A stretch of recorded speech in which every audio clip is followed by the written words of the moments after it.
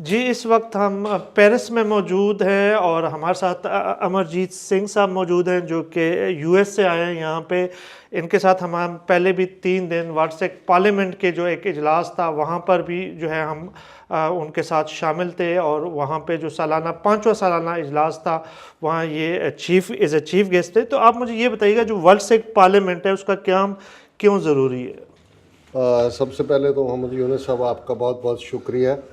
आपने हमारी आवाज़ को हमारे पाकिस्तानी अवाम तक पहुंचाया।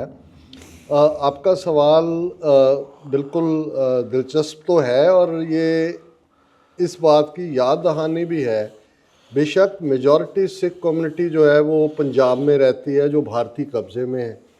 इस वक्त 5 मिलियन के लगभग सिख डायस्पोरा में हैं जो कि पिछले लगभग 100 साल से उनकी हिजरत वहाँ से शुरू हुई, लेकिन पिछली 4 दहाइयों में जब से इंडियन स्टेट ने सिखों के ख़िलाफ़ टोटल वॉर डिक्लेयर की बहुत बड़ी गिनती में सिख वहाँ से निकले।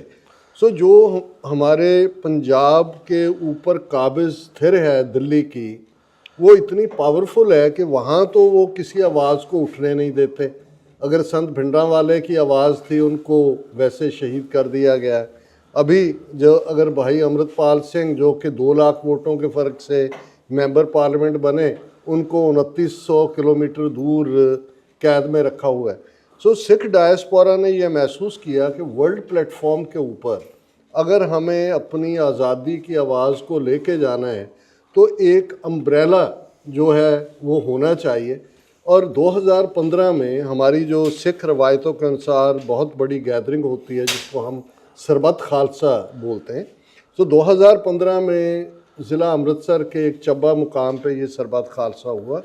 उसमें जहाँ 4-5 लाख लोगों की शमूलियत थी, ये एक रेजोल्यूशन किया गया कि वर्ल्ड सिख पार्लियामेंट बनाई जाए जो सिखों की आवाज़ को कौमांतरी लेवल के ऊपर, इंटरनेशनल लेवल के ऊपर यूनाइटेड नेशंस और दूसरी जो पावर्स हैं, वो बेशक नेटो है या दूसरी, उन तक भी पहुंचाए, यूरोपियन यूनियन है। और साथ ही साथ ये आने वाले समय के लिए जब खालिस्तान आज़ाद होगा, हमारा स्ट्रक्चर एक, इसको हम जिलावतन सरकार तो नहीं कहेंगे, लेकिन ये एक उस सिस्टम की तरफ हमें ले जाने के लिए है। और ऑलरेडी जहाँ ये रेजोल्यूशन हुआ, फिर इसके इजलास जो हैं वो पेरिस में, लंदन में, टोरंटो में, न्यूयॉर्क में, और 5वां इजलास जो है वो फ्रैंकफर्ट जर्मनी में हुआ जिसको आपने अलग अलग चैनल्स पे कवर किया है। सिख रियासत और खालिस्तान के हवाले से हम देख रहे हैं कि यूरोप भर में, अमेरिका और कनाडा में भी बहुत ज़्यादा हम देख रहे हैं कि सिख कम्युनिटी पुरजोश है। बहैसियत इस सिख कम्युनिटी के एक रहनुमा, आप इस हवाले से कितने पर उम्मीद हैं सिख रियासत या खालिस्तान के हवाले से? देखिए, पहली बात तो ये है कि जो राज या पॉलिटिकल सॉवरेनिटी का कॉन्सेप्ट है वो तो सिख वैल्यूज़ में इनहेरेंट है, उसके बीच में है। और 175 साल पहले तक जो महाराजा रंजीत सिंह के दौर का राज था, जो कि सबके लिए, वहाँ हिंदू, सिख, मुसलमान, इवन बाहर से ईसाई, वहाँ के जनरल, इस फ्रांस की हम बात कर रहे हैं, यहाँ का जनरल अलॉर्ड और इटालियन जनरल वेंतुरा, वो वहाँ एम्प्लॉई थे और किसी के साथ कोई डिस्क्रिमिनेशन नहीं थी, पहली बात। दूसरा, 1947 में जब ब्रिटिशर्स ने डिवाइड किया सब कॉन्टिनेंट को, तो सिख जो थे वो एक पार्टी थे हिंदुओं और मुसलमानों के साथ। ट्रांसफ़र ऑफ पावर की जो नेगोशिएशन थी, उनको पाकिस्तान मोहम्मद अली कायदे आज़म ने लेके दिया मुसलमानों को, हिंदुओं को हिंदुस्तान। और हमने तो इंडियन कॉन्स्टिट्यूशन पे भी दस्तखत नहीं किए क्योंकि जो प्रॉमिसेस हमारे साथ किए गए थे नेहरू और गांधी की तरफ से, उनको वो ठुकरा दिया उन्होंने। इस वक्त बेशक 4 दहाइयों से, जब जून के पहले हफ्ते 1984 में टोटल वॉर सिखों के ख़िलाफ़ ऐलान की गई, टैंकों तोपों से हमारे मुक़द्दस हरमंदिर साहिब पे हमला किया गया, तब से खालिस्तान की तारीख का आगाज़ हुआ खुल के। और आज हम देख सकते हैं कि इन सारे सालों में, इन जनरल और पिछले 1 साल में इन पर्टिकुलर, जब से इंडिया ने ट्रांसनेशनल रिप्रेशन क्राइम शुरू किया, जो कुछ उन्होंने लाहौर में भाई परमजीत सिंह पंजवड़ को शहीद करके किया, 15 जून को भाई अवतार सिंह खंडा को बर्मिंघम में शहीद करके किया, और 18 जून को भाई हरदीप सिंह निज्जर को सरी कनाडा में किया, जिसका Iqbal Justin Trudeau Canadian prime minister ने 18 सितंबर को कैनेडियन पार्लियामेंट में किया। सो आज खालिस्तान का मुद्दा एक इंटरनेशनल लेवल का मुद्दा बन चुका है। 5 आइज कंट्रीज़ जिनकी इंटेलिजेंस टुगेदर है, जिनमें Canada, America, Australia, New Zealand, UK हैं, उन्होंने भी इंडिया की इंटरफेरेंस को जो है वो तस्लीम किया कर रहे हैं। तो हम देख रहे हैं कि इस वक्त 5 मिलियन सिख, जो कि एक पॉलिटिकल पावर है, अभी कनाडा में जस्टिन ट्रूडो की हुकूमत जिस पार्टी के सिर पे खड़ी है, उनकी एनडीपी, उसके जो पेशवा हैं जगमीत सिंह, वो राइट ऑफ सेल्फ डिटर्मिनेशन के हामी हैं। अमेरिका में 50 से ज़्यादा कांग्रेसमैन सिख कॉकस का हिस्सा है जिनसे बात हो रही है।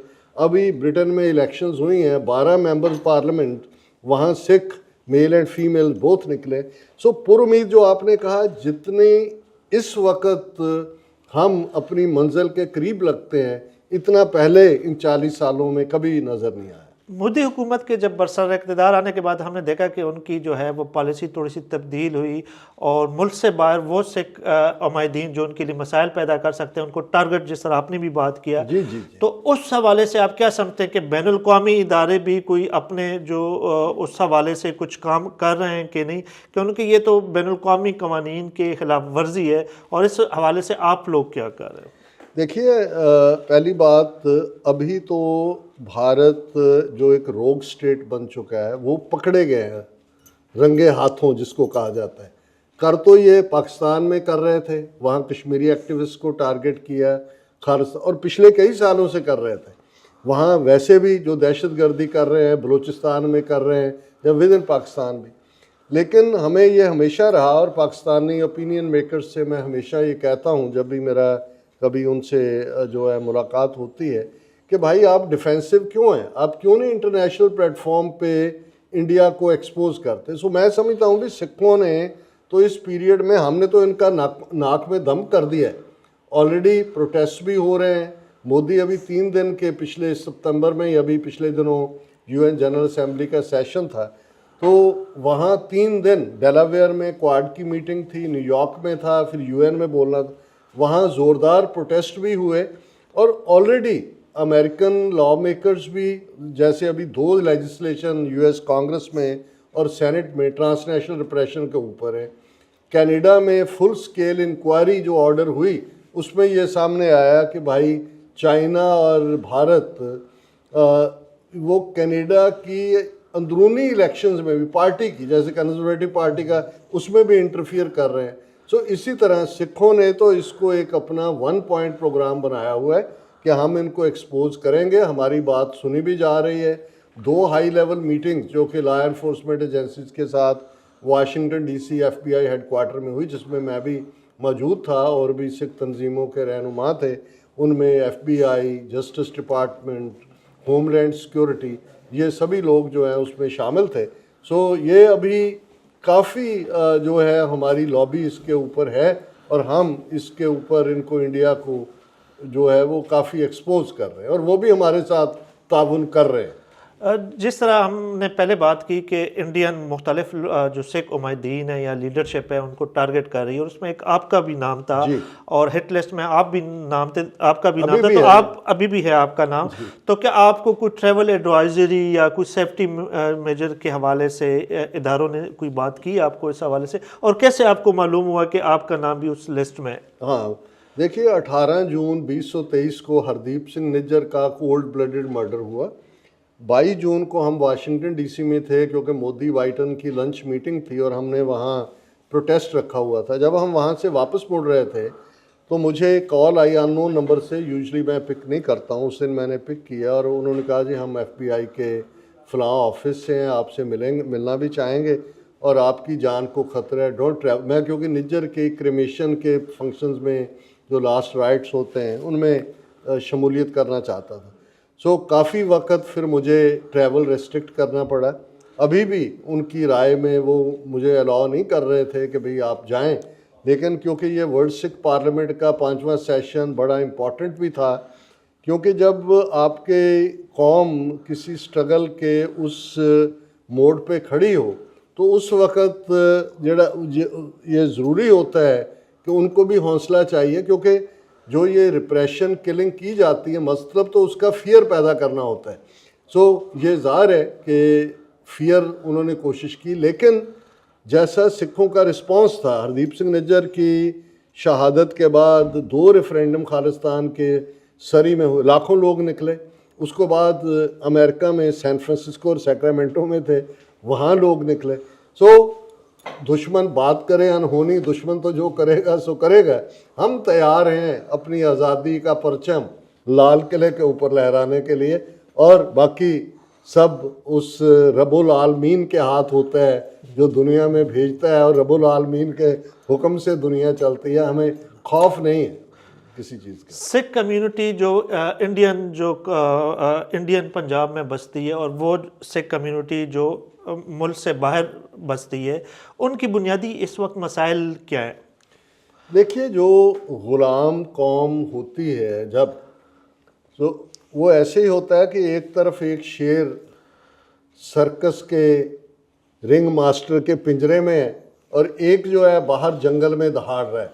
सो जो बाहर डायस्पोरा हैं, क्योंकि उन्होंने आज़ाद मुल्कों में रह के आज़ादी का स्वाद चख लिया है, उनमें वो रोर है ऑफ ए लॉयन। पंजाब में वो होप की तरह देखते हैं बाहर के सिखों का। जब उन्हें मौका मिलता है वो अपनी आवाज़ उठाते हैं। बेशक वहाँ परसिक्यूशन है, कितने कानून हिंदुत्वियों ने लाए हैं, लेकिन अभी जो पार्लियामेंट्री इलेक्शंस हुई हैं वहाँ 2 हलके ऐसे थे पार्लियामेंट के जिनमें एक में शहीद बेअंत सिंह, जिन्होंने इंदिरा गांधी को सज़ा याफ्ता किया था, उनका बेटा खड़ा था। एक में भाई अमृतपाल सिंह, जिसको जेल में रखा हुआ है, वो जेल से लड़ा। सो 2 लाख वोटों के फ़र्क से एक जीता, दूसरा भी बड़ी 70-80 हज़ार वोटों के फ़र्क से जीता। सो उनको भी जो भारतीय कब्ज़े में हैं सिख, जिनको मैं भारतीय नक्शे में कैद सिख कहता हूँ, वो होप जो है वो डायस्पोरा की तरफ और फिर इंटरनेशनल पावर्स की तरफ देख रहे हैं। और उनको भी लगता है कि अब हमारे भाई जो बाहर बैठे हैं वो हमारे पिंजरे को तोड़ के हमको आज़ाद करवाएंगे। पर वो भी लड़े हैं, अभी तक भी 1.5 लाख से ज़्यादा हमारे नौजवानों ने कुर्बानियाँ दी हैं। और सिख कभी गुलामी कबूलता नहीं है, ये हमारा बिल्ट इन करैक्टर है।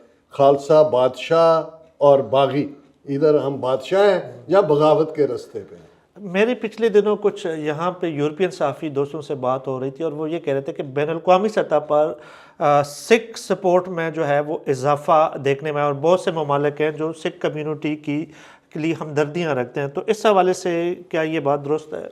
देखिए, 5 आइज़ कंट्रीज़ की जो हमने बात की, वो कहना हो तो जिस्ट है वेस्टर्न कंट्रीज़ की, America, Canada, UK, Australia, New Zealand, और यही 5 मुल्क हैं जहाँ सिख डायस्पोरा की सबसे ज़्यादा पॉपुलेशन है। सो वो पॉलिटिकल सिस्टम के बीच में भी हैं। और उनको ये देखिए, जब किसी मुल्क के लिए कोई सपोर्ट होती है उसका एक केस होता है। हमारा केस बहुत स्ट्रॉन्ग है। 175 साल पहले हम सॉवरन थे।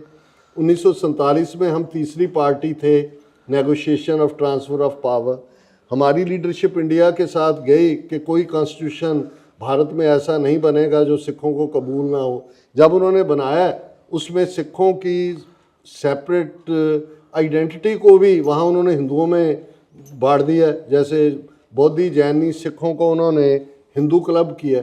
सो सिख नुमाइंदे जो थे कॉन्स्टिट्यूंट असेंबली में, उन्होंने भारतीय आइन के उस खरड़े के ऊपर दस्तखत नहीं किए। उन्होंने कहा अभी this is betrayal of the Sikhs, this is betrayal of the promises made to the Sikhs, we reject this constitution. So 37 साल 47 से 84 तक पीसफुल तरीके से सिखों ने स्ट्रगल की और उसका जवाब इंदिरा गांधी ने टैंकों तोपों के हमले के साथ दिया। और अभी 40 साल से जो हमारी स्ट्रगल है वो बिल्कुल आपने दुरुस्त फरमाया कि इस वक्त सिखों का केस इंटरनेशनल लेवल के ऊपर पजीराई भी पा रहा है। इंडिया का इमेज एज ए रोग स्टेट और जैसे नाजी स्टेट थी 1930s में, उस लेवल पे देखा जा रहा है। और गॉड विलिंग इंशाअल्लाह बहुत जल्दी 193 जो देश हैं मुल्क के जिनके झंडे झूल रहे हैं, उनके साथ खालिस्तान का परचम भी झूलेगा। This is going to be a reality very soon.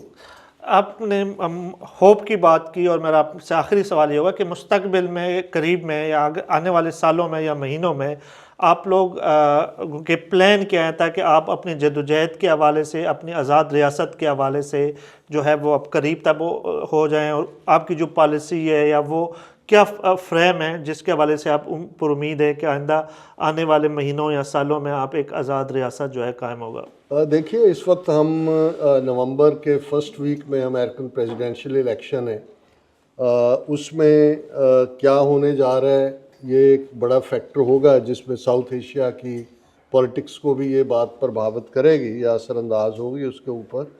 Secondly, हमारा इंटरेस्ट जो इस वक्त यूएस कांग्रेस और सेनेट में ट्रांसनेशनल रिप्रेशन बिल्स हैं उनको पास करवाना है।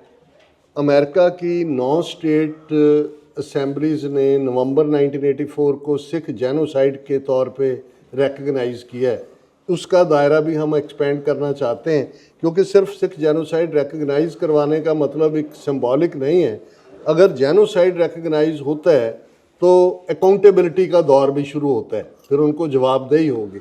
और थर्डली, जैसे आपने वर्ल्ड सिख पार्लियामेंट के सेशन को कवर किया, वहाँ 10 के करीब काउंसिल्स हैं वर्ल्ड सिख पार्लियामेंट की। उनमें एक right of self determination council है, जिसके ज़रिए हम लॉबिंग करेंगे, और भी यूएस कांग्रेसमैन तक भी, जैसे मैंने कहा 50 से ज़्यादा सिख कॉकस के मेंबर हैं कांग्रेस में। और बाकी जो हमारा रूटीन होता है, जब भी कोई इंडियन डिग्निटरी आता है उनके ख़िलाफ़ कार्रवाई, यहाँ वो प्रोटेस्ट भी इनसाइड भी आउटसाइड भी वो जारी रहेगा। पर हम संजीदा तौर पे ये जो आने वाले महीने हैं वो हम लॉबी करेंगे with the law makers, opinion makers, decision makers. और क्योंकि अमेरिका मेन है, और इसी तरह ये बात ऑस्ट्रेलिया में भी हमारी सिख तंजीमें क्वाइट एक्टिव हैं, इस वक्त हमारा ज़्यादा से ज़्यादा इंफॉर्मेशन पहुंचाना, पर्सनल कॉन्टेक्ट इस्टेब्लिश करना। और ये बात मैं दावे के साथ कह सकता हूँ कि बेशक वेस्ट में एक राइट विंगर्स की वेव भी चली हुई है, जैसे इटली में हुआ, फ्रांस में, यहाँ आते आते राइट विंगर है क्योंकि कम्युनिस्ट इकट्ठे हुए लेफ्टिस्ट। लेकिन सिखों के खिलाफ कोई बिल्ट इन प्रेजुडिस नहीं है, वो उनको एज ए फ्रेश एयर देखते हैं।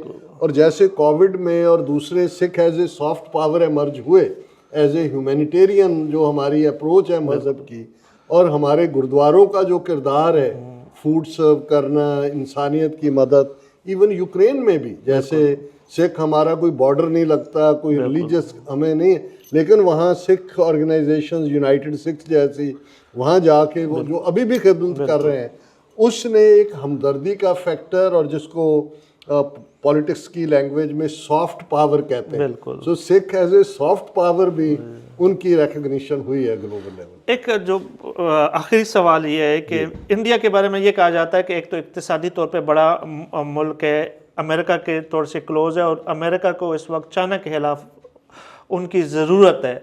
तो इन हालात में क्या आप समझते हैं कि बड़ी पावर जो है वो आप लोगों की हेल्प करेंगी?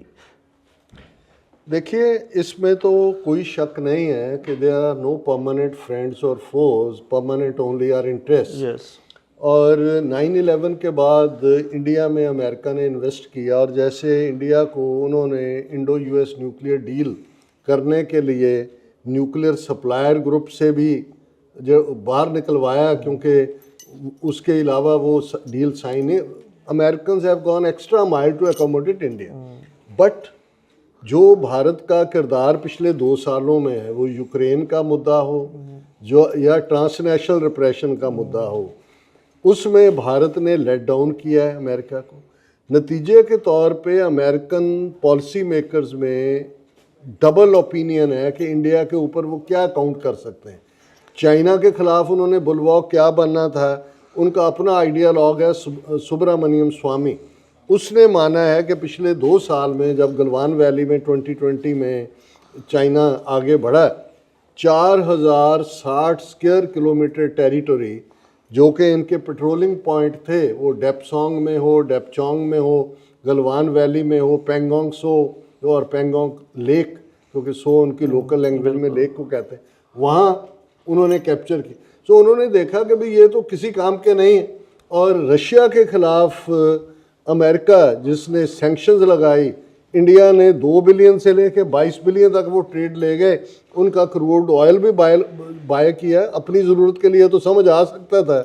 उसको प्रोसेस करके यूरोप की मार्केट में बेचा, और जो सैंक्शंस होनी थी, रशिया की इकॉनमी तो बूम होने लगी। सो इस वक्त सर्जिंग एंगर जिसको कहते हैं, अमेरिकन का करैक्टर जो है ना, वो हमारे पंजाबी देहाती जिम्मेदारों जैसा है कि यार दोस्तों के पीठ में छुरा मार रहे हो, तो ये अमेरिकन सबक सिखाएंगे। ये अभी होने जा रहा है बहुत जल्दी। और वहाँ अभी इंडिया के यही कारण था कि बाइडन ने रिपब्लिक डे विजिट भी कैंसिल की अपनी।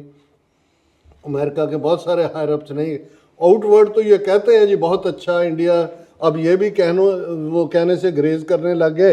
एक तरफ कहते थे हम ग्रेट डेमोक्रेसी हैं, आप लार्जेस्ट डेमोक्रेसी हैं, हमारी कदरें कीमतें मिलती हैं। अब आपको किसी अमेरिकन स्टेटमैन के बयान में ऐसा नहीं आएगा। उनको लग रहा है कि ये मेजॉरिटेरियनिज्म है, और उसके नीचे एक हिंदुत्व की आइडियोलॉजी, जो नाजी लाइक आइडियोलॉजी है, वो आगे बढ़ रही है। ये हमारे काम नहीं आएंगे। और सिखों के एंगल में मैं समझता हूँ कि ख़ास तौर पे हम आपके प्लेटफॉर्म से ये भी कहना चाहूँगा कि हमारे कश्मीरी भाई बहनें, उनके साथ जुल्म तो चल ही रहा था। जैसे 5 अगस्त 2019 को आर्टिकल 370-35A ख़त्म करके आज भी 1 मिलियन आर्मी वहाँ रख के बैठे हुए हैं, और लेकिन वो लड़ रहे हैं बहादुरी के साथ। नॉर्थ ईस्ट में मणिपुर वो ड्रोन्स तक पहुँच गए हैं अपनी लड़ाई में। सो देखिए मज़हबों के मामले में, इवन इस्लाम को भी जितना मैं समझ सका हूँ, हज़रत अली का ही फरमान है कि जहाँ अदल नहीं है, वो बेशक मोमन रजीम भी हो, वो एक्सेप्टेबल नहीं होगा। बेशक काफिर का रजीम हो, अगर अदल है तो वो उसकी लॉन्जेविटी होगी। सो जब अदल ना हो, अगर तो दिल्ली में ऐसी कोई चेंज हो जाती है इन 40 सालों में कि जी हम मानते हैं यूएन चार्टर को, आप आइए कश्मीरियों से पूछ लें कि वो क्या चाहते हैं, भारत से, पंजाब से पूछ लें, नागाओं से पूछ लें। दूसरा, सो मोर एंड मोर जो उनका ऐसा एटीट्यूड है, यही उनकी जो है वो कब्र को खोद रहा है। और बहुत जल्दी मोदी समेत हिंदुत्व एक ऐसी गहरी कब्र में जा रहा है जिसका कोई नामो निशान भी नहीं होगा। बहुत बहुत शुक्रिया आपके वक्त देने का। और ये हमारे साथ डॉक्टर साहब मौजूद थे। और सबसे बड़ी बात यह कि हमने 3 रोज़ा जो है फ्रैंकफर्ट में जो है हमने वो कन्वेंशन का जो है अपना आंखों देखा हाल देखा। और उसमें जो सबसे उम्मीद की बात ये थी कि किसी भी तहरीक में ख़वातीन और बच्चे हों तो वो तहरीकें हमेशा कामयाब रहती है। और मैंने वहाँ पे ख़वातीन और बच्चों की एक बड़ी तादाद देखी।